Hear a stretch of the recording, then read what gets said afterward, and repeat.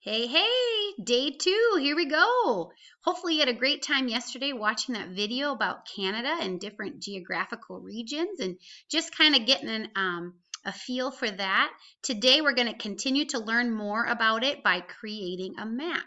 Now normally at school we'd create these great hard copy maps with colored pencils and it would be great. We're going to just use technology and it's still going to be great. So we're just going to do it in a different way.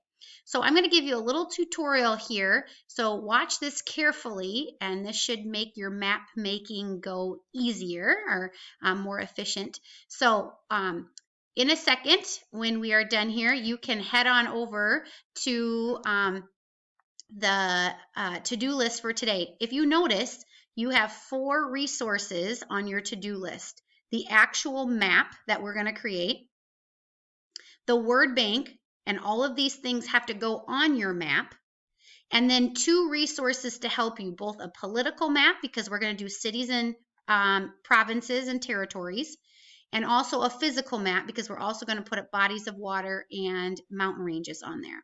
So those are your 2 resources. Our book doesn't have a great resource for that, so I'm providing these. So you'll start by opening up your blank map.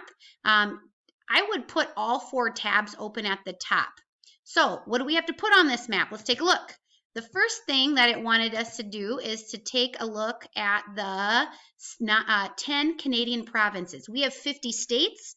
They have 10 provinces. And it says to use the 5-color rule when labeling the provinces and territories. So you're going to pick 5 colors, either font or highlight, and stick with those. So I'll show you how this is going to look. So you're going to go ahead and grab a text box up here, and I would create it over in the side here just to give you a little bit room to groove in.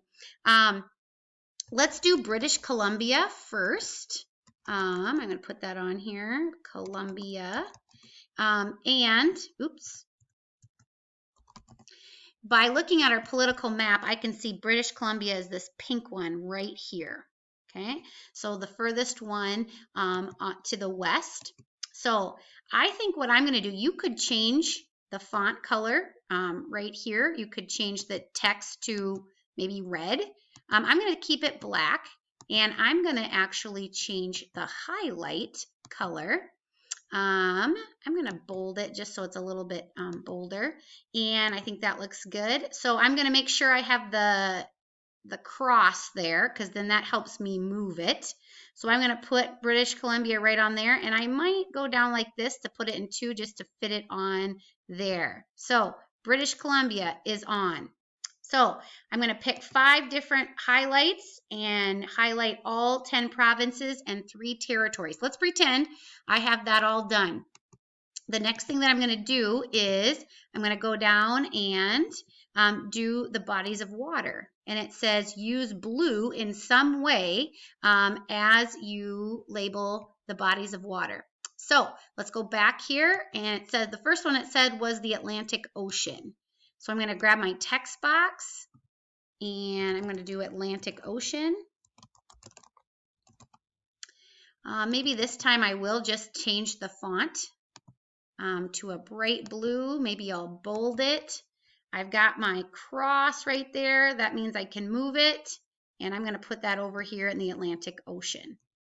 All right. Great. So let's say I have all the bodies of water done. I'm going to go on to the next thing on my list, which is cities. And it says to use a dot or a star. Okay, a dot or a star. Let's take a look at Vancouver right here. So I'm going to go to my political map. Oh, Vancouver is right here in British Columbia. So I'm going to go to my map, and I'm going to use a shape this time. And I think I'll just keep it simple and do a circle. I'm going to make a big circle here just so I can see it. I'm going to fill it not with blue. I'm going to make it all black. And then I'm going to make it pretty small.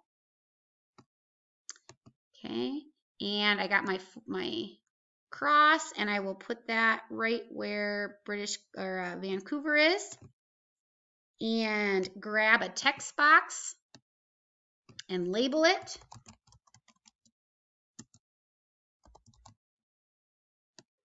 And